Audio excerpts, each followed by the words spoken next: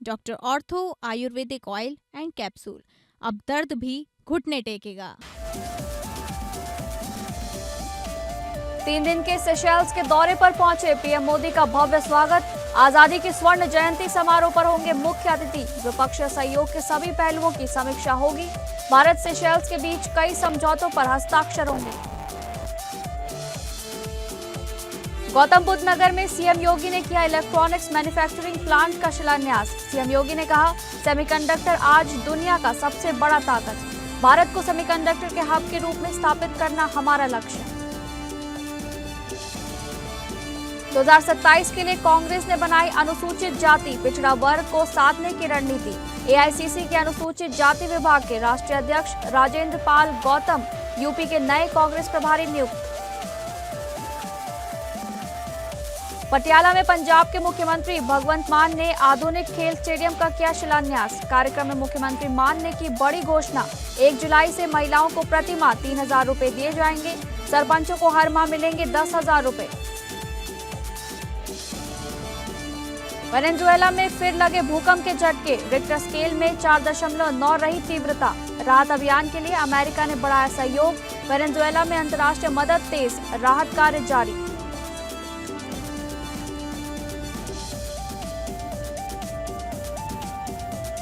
नमस्कार, आप सभी का बहुत बहुत स्वागत है इस बुलेटिन में। मैं हूं आपके साथ शालिनी राणा। शुरुआत करेंगे बुलेटिन की। प्रधानमंत्री नरेंद्र मोदी आज से 3 दिन के दौरे पर सेशेल्स पहुंचे हैं। सेशेल्स में पीएम मोदी का भव्य स्वागत किया गया। यहां वे देश के राष्ट्र दिवस के स्वर्ण जयंती समारोह में विशिष्ट अतिथि के रूप में शामिल हो रहे हैं। सेशेल्स पहुंचने पर प्रधानमंत्री नरेंद्र मोदी दुनिया के सबसे अधिक उम्र वाले जीवित स्थलीय जीव जोनाथन से मिले। जोनाथन एल्डाब्रा जायंट कछुआ है। इसकी उम्र लगभग 194 वर्ष है। जोनाथन की सटीक उम्र की आधिकारिक पुष्टि नहीं हुई है, लेकिन गिनीज वर्ल्ड रिकॉर्ड्स के अनुसार जोनाथन दुनिया का सबसे उम्रदराज जीवित स्थलीय स्पीशीज है। प्रधानमंत्री मोदी सेशेल्स के राष्ट्रपति पैट्रिक हरमिनी के निमंत्रण पर सेशेल्स की यात्रा पर हैं। विदेश मंत्रालय द्वारा जारी बयान के अनुसार इस यात्रा के दौरान प्रधानमंत्री मोदी राष्ट्रपति हरमिनी के साथ द्विपक्षीय सहयोग के सभी पहलुओं की समीक्षा करने और पारस्परिक हित के क्षेत्रीय और अंतर्राष्ट्रीय मुद्दों पर विचारों को आदान प्रदान करने के लिए वार्ता करेंगे। प्रधानमंत्री मोदी सेशेल्स के राष्ट्रसभा को संबोधित करने और भारतीय प्रवासी समुदाय के सदस्यों के साथ बातचीत करने वाले हैं। पीएम मोदी सेशेल्स की राष्ट्र सभा को संबोधित करने वाले पहले भारतीय प्रधानमंत्री होंगे।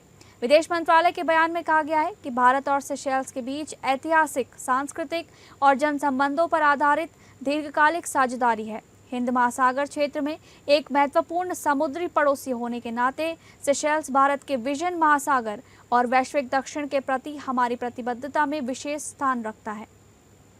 इसमें आगे कहा गया है कि प्रधानमंत्री नरेंद्र मोदी की सेशेल्स यात्रा दोनों देशों के बीच मजबूत और स्थायी मित्रता की पुष्टि करेगी और सभी क्षेत्रों में द्विपक्षीय संबंधों को बढ़ाने के लिए दोनों देशों की साझा प्रतिबद्धता को मजबूत करेगी। इससे पहले अप्रैल में विदेश मंत्री एस जयशंकर ने मॉरिशस में आयोजित 9वें हिंद महासागर सम्मेलन के दौरान अपने सेशेल्स समकक्ष बैरी फॉरे से मुलाकात की और विक्टोरिया को उसकी वर्तमान आर्थिक चुनौतियों से निपटने में सहायता करने के लिए नई दिल्ली की प्रतिबद्धता व्यक्त की। भारत सेशेल्स संबंधों को गतिशील और उत्कृष्ट बताते हुए सेशेल्स में भारत के उच्चायुक्त रोहित रातीश ने शुक्रवार को कहा कि दोनों देश कृत्रिम बुद्धिमत्ता यानी कि एआई, साइबर स्पेस, साइबर सुरक्षा, समुद्री विज्ञान और संरक्षण और नीली अर्थव्यवस्था जैसे उभरते क्षेत्रों में सहयोग का विस्तार करने के इच्छुक हैं। प्रधानमंत्री की यात्रा से पहले भारत और सेशेल्स के बीच कई समझौतों पर हस्ताक्षर होने और विभिन्न क्षेत्रों में महत्वपूर्ण उपलब्धियों की घोषणा होने की उम्मीद है।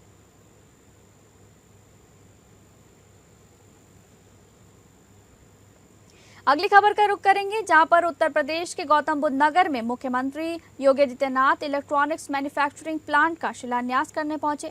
इस मौके पर सीएम योगी ने कहा कि सेमीकंडक्टर आज दुनिया का सबसे बड़ी ताकत है। उस ताकत का केंद्र बिंदु ये क्षेत्र बने।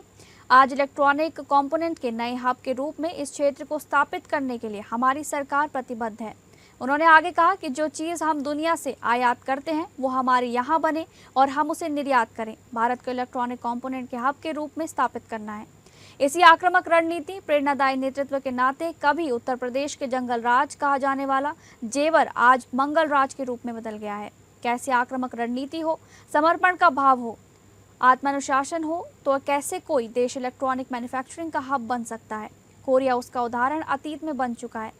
सीएम योगी ने कहा कि हमारा सौभाग्य है कि प्रधानमंत्री मोदी का यशस्वी विजनरी नेतृत्व हम सबको प्राप्त हो रहा है। आज भारत की अर्थव्यवस्था विकसित हो रही है, नए प्रतिमान स्थापित कर रही है। ये क्षेत्र जिससे उत्तर प्रदेश के सामने कभी पहचान का संकट था, वो उत्तर प्रदेश अब पहचान का मोहताज नहीं है। सेमीकंडक्टर यानी यह आज की दुनिया की सबसे बड़ी ताकत है और उस ताकत का केंद्र बिंदु या क्षेत्र बने। और आज इलेक्ट्रॉनिक कंपोनेंट के नए हब के रूप में इस क्षेत्र को स्थापित करने के लिए हमारे दोनों मंत्रियों ने जो रुचि ली वो अद्भुत था। यानी अन्य लोगों के लिए अकल्पनीय है कि जो चीज दुनिया से हम आयात करते हैं वह हमारे यहां बने और उसको हम दुनिया को निर्यात करें। भारत को इलेक्ट्रॉनिक कंपोनेंट के हब के रूप में स्थापित करना है और स्वयं आज यहां पर आए हैं। हम सबको आह्लादित कर रहा है क्षण। मैं सचमुच इसी आक्रामक रणनीति और प्रेरणादायी नेतृत्व के नाते ही आज कभी उत्तर प्रदेश का जंगल राज कहा जाने वाला जेवर आज मंगल राज के रूप में बदल गया है। वहीं दूसरी ओर गोरखपुर में पंडित दीनदयाल उपाध्याय प्रशिक्षण महाअभियान 2026 के उद्घाटन कार्यक्रम में भी उत्तर प्रदेश के मुख्यमंत्री योगी आदित्यनाथ पहुंचे। इस दौरान अपने संबोधन में उन्होंने कहा कि आज अगर सबसे बड़े राजनीतिक दल के रूप में भारतीय जनता पार्टी खड़ी है, दुनिया में लोकतांत्रिक मूल्यों पर विश्वास करने वाले लोगों के लिए अगर एक प्रेरणा बनी है तो इसके पीछे भारतीय जनसंघ के समय से रचे बसे वो संस्कार और मूल्य हैं जो भारतीय जनता पार्टी के प्रत्येक कार्यकर्ता ने अंगीकार किया। सीएम योगी ने आगे कहा कि बिना मूल्य और आदर्श की राजनीति मौत का फंदा बन जाती है और ऐसी राजनीति देश व व्यवस्था दोनों को नुकसान पहुंचाती है। मुख्यमंत्री ने कहा कि भारतीय जनता पार्टी की राजनीति सत्ता के लिए नहीं बल्कि राष्ट्रहित, सुशासन और अंत्योदय के सिद्धांतों पर आधारित है। उन्होंने कांग्रेस पर तुष्टीकरण की राजनीति करने का आरोप लगाया और कहा कि डॉक्टर श्यामा प्रसाद मुखर्जी ने इसी सोच के विरोध में केंद्रीय मंत्रिमंडल छोड़कर जनसंघ की स्थापना की थी। उन्होंने कहा कि 2014 से पहले देश की सीमाएं असुरक्षित थी और आतंकवाद, नक्सलवाद व उग्रवाद देश के लिए बड़ी चुनौती बने हुए थे। अब सर्जिकल स्ट्राइक और एयर स्ट्राइक के जरिए भारत ने दुनिया को अपनी ताकत दिखाई है। उन्होंने दावा किया कि भाजपा सरकार ने कश्मीर से आतंकवाद, पूर्वोत्तर से उग्रवाद और देश के अधिकांश हिस्सों से नक्सलवाद को खत्म करने का काम किया है। मुख्यमंत्री ने कहा कि प्रधानमंत्री के नेतृत्व में गरीबों के लिए चलाई गई योजनाओं ने देश की तस्वीर बदल दी है। उन्होंने आयुष्मान भारत, प्रधानमंत्री आवास योजना, हर घर नल योजना और मुफ्त राशन योजना का उल्लेख करते हुए कहा कि भाजपा सरकार की नीतियों का केंद्र अंतिम पायदान पर खड़े व्यक्ति तक पहुंचाना है। आज अगर पूरे दुनिया के अंदर सबसे बड़े राजनीतिक दल के रूप में भारतीय जनता पार्टी खड़ी है, दुनिया के लिए लोकतांत्रिक मूल्यों पर विश्वास करने वाले लोगों के लिए वह एक प्रेरणा बनी है, तो इसके पीछे भारतीय जनसंघ के समय से रसे बसे वे संस्कार हैं, वे मूल्य हैं जो भारतीय जनता पार्टी के प्रत्येक कार्यकर्ता ने अंगीकार किए थे। 1951 में संस्थापक अध्यक्ष के रूप में डॉक्टर श्यामा प्रसाद मुखर्जी के नेतृत्व में जो यात्रा प्रारंभ हुई। अगली खबर का रुख करेंगे, जहां पटियाला के हल्का समाना के गांव फतेहपुर माजरी पहुंचे पंजाब के मुख्यमंत्री भगवंत मान ने 12 करोड़ की लागत से बनने वाले अति आधुनिक खेल स्टेडियम का शिलान्यास किया। पत्रकारों से बातचीत करते हुए मुख्यमंत्री ने कहा कि 1 जुलाई से पंजाब की मां बहनों को 3,000 रुपए दिए जाएंगे और वहीं पर 15 अगस्त से पंजाब के सभी गाँव के सरपंचों को भी 10,000 रुपए प्रति महीना खर्च दिया जाएगा। इसके अलावा मुख्यमंत्री ने बताया कि आने वाले कुछ दिनों में प्लांट की रजिस्ट्री को लेकर किए जाने वाली एनओसी पर भी बड़ा फैसला सरकार लेने जा रही है। ग्राउंड बन रहे हैं ਅੱਜ 12 ਕਰੋੜ ਦੀ ਲਾਗਤ ਨਾਲ ਹਿਮਾਚਲ ਦੇ ਵਿੱਚ ਬਹੁਤ ਆਧੁਨਿਕ ਸਟੇਡੀਅਮ ਬਣਾਇਆ ਗਿਆ ਤੇ ਖੇਡਾਂ ਦੇ ਨਾਲ ਨੌਜਵਾਨ ਜਿਹੜੇ ਮੁੰਡੇ ਕੁੜੀਆਂ ਨੇ ਉਹ ਜਦੋਂ ਖੇਡਾਂ ਖੇਡਣਗੇ ਤਾਂ ਭੈੜੀ ਸੰਗਤ ਤੋਂ ਬੁਰੀ ਸੰਗਤ ਤੋਂ ਨਸ਼ਾ ਵਿਰੋਧੀ ਜਿਹੜਾ ਸਾਡਾ ਯੁੱਧ ਚੱਲ ਰਿਹਾ ਉਹ 'ਚ ਬਹੁਤ ਵੱਡਾ ਯੋਗਦਾਨ ਮਿਲੂਗਾ। ਸੋ ਅੱਜ ਇੱਥੇ ਆ ਕੇ ਬੜੀ ਖੁਸ਼ੀ ਹੋਈ। ਸਰਪੰਚ ਸਾਹਿਬਾਨ ਨੇ ਪੰਚਾयत ने 9 किले ਜ਼ਮੀਨ ਦਿੱਤੀ ਹੈ ਤੇ ਅਸੀਂ ਤੇ बहुत शानदार स्टेडियम। अगली खबर, छत्तीसगढ़ में यूसीसी लागू करने की जोरों शोरों से तैयारियां चल रही हैं। रायपुर में उप मुख्यमंत्री अरुण साव ने कहा कि छत्तीसगढ़ में समान नागरिक संहिता लागू करने के लिए सुप्रीम कोर्ट के सेवानिवृत्त न्यायाधीश की अध्यक्षता में कमेटी गठित की गई है। कमेटी विभिन्न वर्गों से सुझाव लेकर प्रारूप तैयार करेगी, जिसके बाद सरकार आगे बढ़ेगी। उन्होंने कहा कि कई राज्यों में यूसीसी लागू हो चुकी है और बाबा साहेब अम्बेडकर ने संविधान में इसके लिए अधिकार दिया है। साव ने कहा कि कांग्रेस हर बात पर भ्रम फैलाती है। यूसीसी से आदिवासी समाज पर कोई प्रतिकूल प्रभाव नहीं पड़ेगा। कांग्रेस की बार बार हार से नेताओं की बीपी बढ़ी हुई है, जबकि भाजपा का जनाधार लगातार बढ़ रहा है। देश के 80% भूभाग में भाजपा एनडीए की सरकार है, ऐसा साव ने कहा।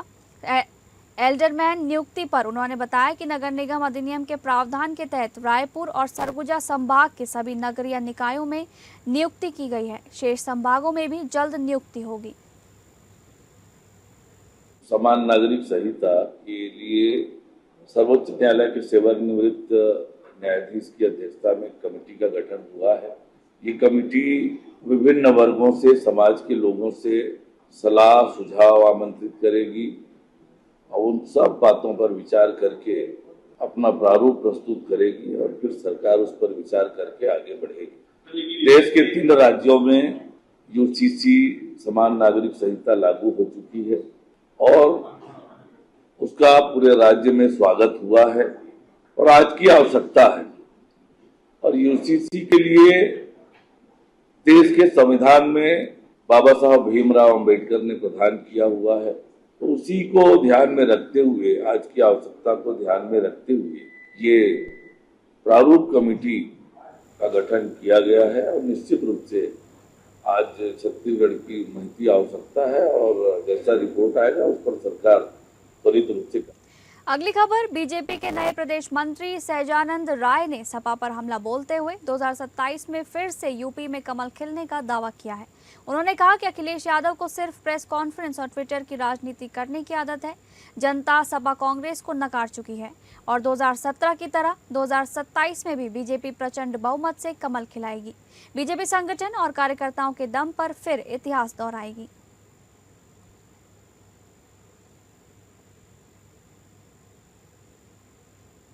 तो आपके माध्यम से मैं अपने केंद्रीय नेतृत्व और प्रदेश नेतृत्व के बहुत बहुत आभार करता हूँ। उन्होंने मुझे इस योग्य समझा है कि आज मैं भारतीय जनता पार्टी का प्रदेश नेतृत्व और जो हमारा प्रदेश नेतृत्व या हमारे प्रदेश अध्यक्ष जी ने कहा कि मेरे चुने हैं, तो इसमें कोई अतिशयोक्ति नहीं है। जो भी भारतीय जनता पार्टी संगठन में चाहे महामंत्री हो, उपाध्यक्ष हो, मंत्री हो, सब भारतीय जनता पार्टी के कार्यकर्ता जो सतही स्तर पर काम करने वाले कार्यकर्ता हैं, जिनको अपने अपने क्षेत्र का ठीक से ध्यान है कि सामाजिक दृष्टि से हमें काम क्या करना है, पार्टी की दृष्टि से हमें काम क्या करना है, या हमारी केंद्र और प्रदेश सरकार की जो हमारी गरीब कल्याणकारी योजनाएं हैं उनको जनता तक कैसे पहुंचाना है। अगली खबर, उत्तर प्रदेश विधानसभा चुनाव 2027 के लिए कांग्रेस ने अपनी कमर कस ली है। संगठन को नया आधार देने के लिए पार्टी ने वरिष्ठ नेता अविनाश पांडे की जगह दिल्ली सरकार के पूर्व मंत्री राजेंद्र पाल गौतम को उत्तर प्रदेश का नया कांग्रेस प्रभारी नियुक्त किया है। अविनाश पांडे की जगह उत्तर प्रदेश में कांग्रेस के नए प्रभारी बनने वाले राजेंद्र पाल गौतम वर्तमान में ऑल इंडिया कांग्रेस कमेटी यानी AICC के अनुसूचित जाति विभाग के राष्ट्रीय अध्यक्ष हैं। इससे पहले वो दिल्ली की आप सरकार में कैबिनेट मंत्री के रूप में अनुसूचित जाति का एक मजबूत चेहरा बनकर उभरे थे। माना जा रहा है कि ये बदलाव सीधे तौर पर यूपी में अनुसूचित जाति, पिछड़े और सामाजिक न्याय की राजनीति को धार देने की कांग्रेस की एक सोची समझी रणनीति है। लंबे समय से यूपी में संगठनात्मक कमजोरी और जनाधार खोने की चुनौती से जूझ रही कांग्रेस अब राजेंद्र पाल गौतम के जरिए सोशल इंजीनियरिंग को धार देकर संगठन को पूरी तरह चुनावी मोड में लाना चाहती है। हाल ही में राजेंद्र पाल गौतम उस वक्त सुर्खियों में आए थे जब कांग्रेस सांसद तनुज पूनिया के साथ अचानक लखनऊ में मायावती के आवास पहुंचे थे। हालांकि बसपा सुप्रीमो के मिलने से इनकार करने पर उन्हें वहां से बैरंग लौटना पड़ा था। हमारे पूर्व के प्रदेश के प्रभारी अविनाश पांडे जी को हटाकर राजेंद्र पाल गौतम जी को अगर बनाया गया, एक सामान्य प्रक्रिया है। पार्टी की जो सोच होती है बदलती रहती है।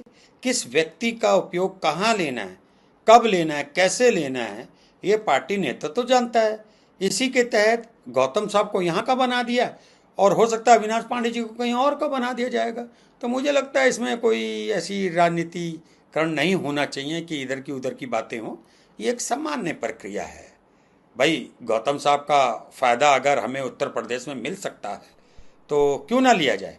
पार्टी अपने हर कार्यकर्ता का, अपने नेता का उपयोग करना चाहता है। मैं इसे फ़ायदा शब्द भी नहीं कहूँगा, उपयोग करना चाहता है। और मुझे उम्मीद है कि गौतम साहब यूपी में शायद एक कोई अलग तरीके से कांग्रेस को बढ़ाने के लिए कोशिश करेंगे और इनकी अगुवाई में उत्तर प्रदेश की बात करूं तो कांग्रेस एक अच्छा रिजल्ट लाएगी। खबरों के सिलसिले में आगे बढ़ेंगे। दिल्ली के पूर्व सीएम अरविंद केजरीवाल ने अयोध्या में प्रेस वार्ता के दौरान कहा कि राम मंदिर में महाडकैती हुई है। भगवान राम के आभूषण, हार, पादुका, सोना चांदी, हीरे जवाहरात और करोड़ों अरबों का कैश चोरी हो गया है। इसमें बड़े बड़े राक्षस शामिल हैं। करोड़ों लोगों की आस्था को ठेस पहुंची है। केजरीवाल ने आगे कहा कि मैं खुद आहत होकर दर्शन करने आया हूं। जिन पर चोरी का आरोप है, कार्रवाई भी उन्हीं को करनी है, इसीलिए वो खुद को बचा रहे हैं। केजरीवाल ने आगे कहा कि फर्जी एसआईटी और एफआईआर बनाई गई है। एफआईआर में सिर्फ 8 छोटे प्यादों के नाम हैं, कोई बड़ा नाम नहीं है। बड़े राक्षसों को बचाने की कोशिश हो रही है।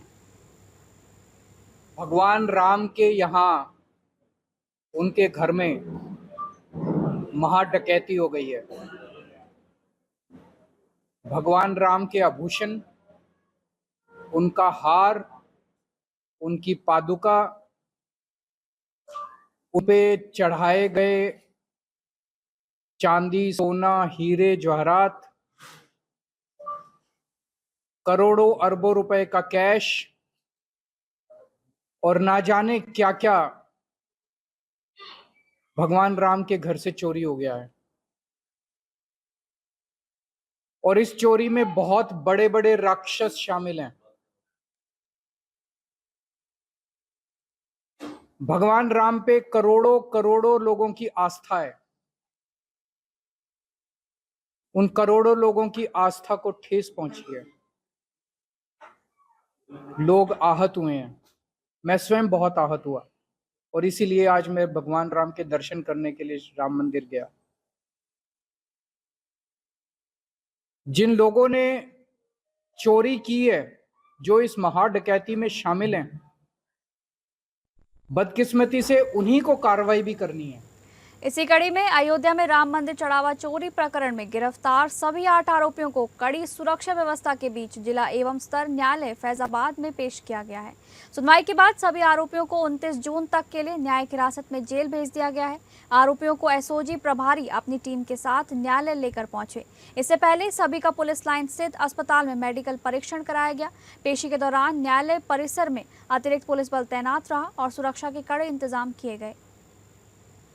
हमारे एसपीओ प्रमोद कुमार सर के नेतृत्व में नवनीत कुमार गुप्ता और अरुण कुमार भारती के नेतृत्व में हम लोगों ने आवेदन का पक्ष रखा, जो सरकार का पक्ष हम लोगों ने रखा। श्री राम जन्मभूमि जो मतलब मंदिर है अयोध्या में, वहाँ पर स्थित जो दान पात्र था उसमें श्रद्धालुओं द्वारा जो है उसमें जो मतलब धन दिया गया है, जो इसके पैसे दिए गए, आभूषण दिए गए हैं, उसमें जो ट्रस्ट के कर्मी थे उनके द्वारा उसका गमन किया गया, चोरी किया गया है और उसका जो भ्रष्टाचार किया गया है। उसी के सिलसिले में गिरफ्तारी की गई है 8 एकत्रों की और उनका जो है रिमांड मतलब आज कराया गया है मंडे तक के लिए। उसका मंडे को फिर दोबारा पेश होगा। इनको अभी इनको जेल भेजा गया है। हाँ, जुडिशियल रिमांड, न्यायिक अभिरक्षा में रिमांड दिया गया है। अगली खबर का रुख करेंगे, जहां झारखंड में मानसून के दस्तक देते ही रांची नगर निगम शहर द्वारा जल जमाव और जल भराव की स्थिति से निपटने के लिए शहर के प्रमुख हरमू नदी की सफाई की कार्रवाई शुरू कर दी गई है, जिसे लेकर नगर निगम द्वारा एक विशेष अभियान के तहत लगभग 1.5 करोड़ की लागत वाली हाईटेक ड्रेन मास्टर मशीन को हरमू नदी में उतारा गया है। झारखंड की राजधानी रांची में मॉनसून के दस्तक देने के बाद रांची नगर निगम ने बड़े विशेष अभियान के तहत रांची के प्रमुख हरमू नदी को साफ करने के उद्देश्य के साथ, हरमू नदी को अतिक्रमण मुक्त करने के उद्देश्य के साथ एक बड़े विशेष अभियान में जो शामिल किया है, एक 1.5 करोड़ की लागत की मशीन को। उस मशीन का काम है नदी को साफ करना और इस मशीन का नाम है ड्रेन मास्टर मशीन, जो 1.5 करोड़ की लागत के साथ है। जी हाँ, हरमू नदी समीप हम पहुंचे हैं, हम आपको सीधा दिखाना चाहेंगे वो मशीन जिसके जरिए जो है सो हरमू नदी को साफ किया जा रहा है। जी हाँ, ऐतिहासिक रहा है ये प्रमुख रांची का नदी, जो कि हमेशा से काफी ज्यादा अतिक्रमण की वजह से जूझता रहा है हर साल, लेकिन इस साल चूंकि 1.5 करोड़ की लागत के साथ इस मशीन को जो है सो इस अभियान में शामिल किया गया है हरमू नदी को साफ करने के लिए, और ये सिलसिला अभी भी जारी है। जी हाँ, सुबह से ही यहाँ पर इस मशीन के जरिए हरमू नदी को साफ करने का सिलसिला जारी है यहाँ पर, और इसके जरिए जो है सो तब तक ये कार्य जारी रहेगा जब तक ये नदी पूरी तरह से साफ नहीं किया जा सकता है।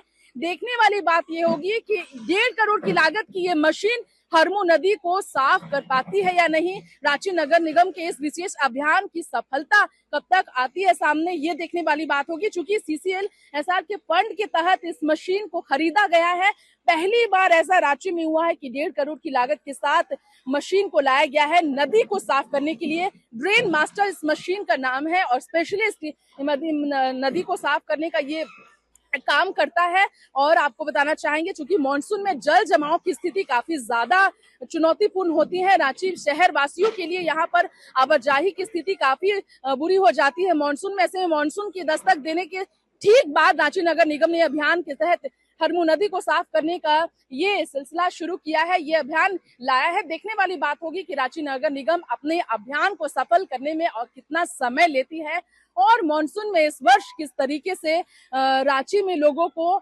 जल जमाव की स्थिति से राहत मिलती है। वहीं हरमू नदी को साफ करने का उद्देश्य रांची नगर निगम पूरा कर पाती है नहीं, कितना सफल कारगर साबित होता है ये 1.5 करोड़ की लागत के साथ मशीन का, ड्रेन मास्टर का नदी को साफ करने में, ये भी देखने वाली बात होगी। फिलहाल हमारे सहयोगी दीपक के साथ APN न्यूज से मैं नमस्कार।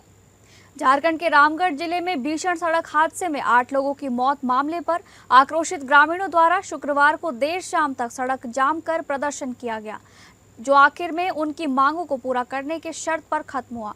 दरअसल जिले के रजरप्पा थाना क्षेत्र के लौरी बरलौंग के पास कोयला लदे ट्रक द्वारा ताशा पटरी के कलाकारों से भरे सवारी वाहन को टक्कर मारने पर हादसे में 8 लोगों की मौत हो गई थी, जिनके पोस्टमार्टम के बाद 7 मृतकों के शव रामगढ़ के मराग मरचा गांव लाए गए। वहां उनके अंतिम संस्कार से पहले मुआवजे की मांग को लेकर कई घंटों तक स्थानीय लोगों ने विरोध प्रदर्शन किया था।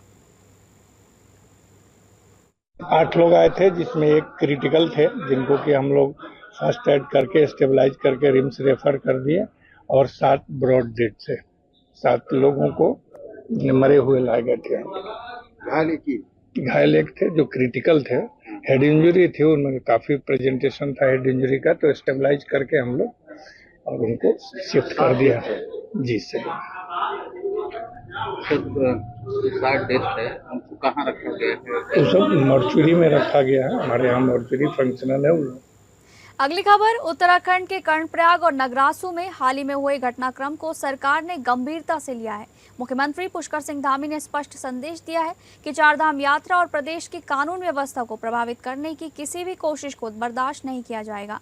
श्रद्धालुओं और पर्यटकों को निर्बाध, सुरक्षित और सकारात्मक माहौल उपलब्ध कराने और अराजकता रोकने के उद्देश्य विस्तृत मानक प्रचालन कार्यविधि यानी कि SOP बनाई जाएगी। इसमें संवेदनशील परिस्थितियों से निपटने के लिए प्रशासन और पुलिस की भूमिका स्पष्ट की जाएगी।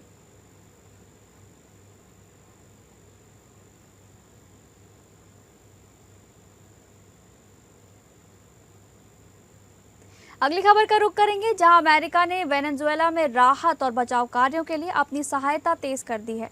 अमेरिकी विदेश विभाग के प्रवक्ता टॉमी पिगॉट ने शुक्रवार को बताया कि अमेरिका खोज एवं बचाव अभियान के साथ साथ मानवीय और चिकित्सा सहायता पहुंचाने के लिए जमीनी स्तर पर सक्रिय है।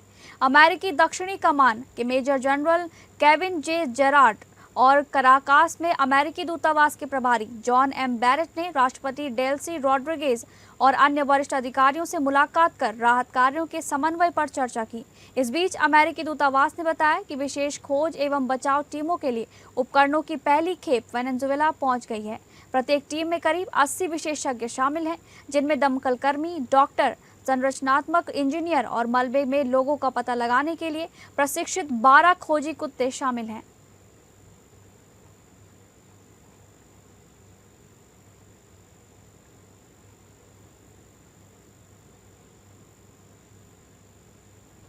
फिलहाल इस बुलेटिन में बस इतना ही। नमस्कार।